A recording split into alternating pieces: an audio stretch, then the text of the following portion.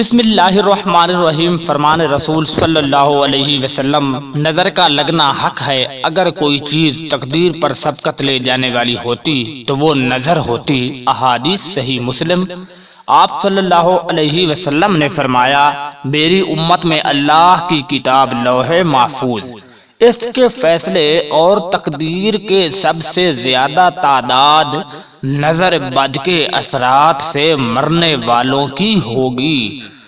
السلسلہ تو صحیح ہے۔ آپ صلی اللہ علیہ وسلم نے مزید فرمایا، نظر بد ایک اچھے بھلے انسان کو قبر میں اور اونٹ کو ہنڈیا میں داخل کر دیتی ہے۔